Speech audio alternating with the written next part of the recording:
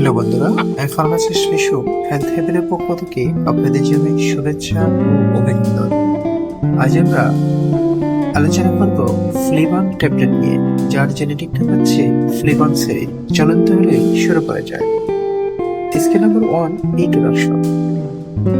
আজকে আপনাদের জানাবো এমন একটি ওষুধ সম্পর্কে যেটা হয়তো আপনি অনেকদিন ধরে খুঁজছিলেন, কিন্তু নাম জানতেন না, অথবা নাম জানলেও কাজটা পরিষ্কার ছিল না। আজকে সেটা জানবো। Scale number 2, medicine introduction. এই ওষুধটির নাম হচ্ছে ফ্লেভন ট্যাবলেট। এটি একটি নির্দিষ্ট স্বাস্থ্য সমস্যায় ব্যবহৃত। Problem explanation.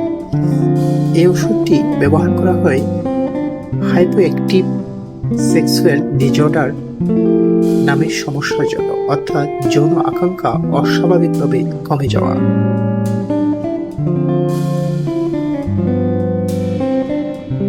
Scale number 4, who is affected.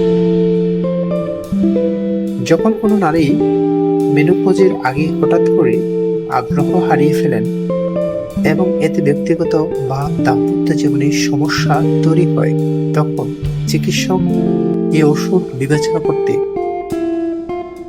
বলেন। Scale number 5, why doctors prescribe. চিকিৎসক তখন এই ওষুধটা দেন যখন আগে আগ্রহ স্বাভাবিক ছিল, এখন তা উল্লেখযোগ্যভাবে কমে গেছে। এটি কোনো শারীরিক বা মানসিক রোগের কারণে নয়, অন্য ওষুধের পার্শ্ব প্রতিক্রিয়াতেও নয়। Scale number 6, doses and use. সাধারণত 100 মিলিগ্রাম রাতে ঘুমানোর আগে দিনে একবার সেবন করা হয়।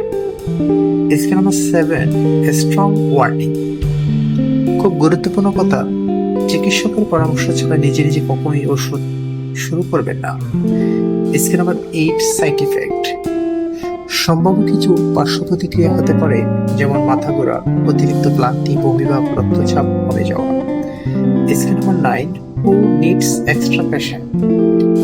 যারা অ্যালকোহল পান করেন, লিভারের সমস্যা আছে বা অন্য স্নায়বিক ওষুধ খান, তাদের ক্ষেত্রে বিশেষ সতর্কতা প্রয়োজন।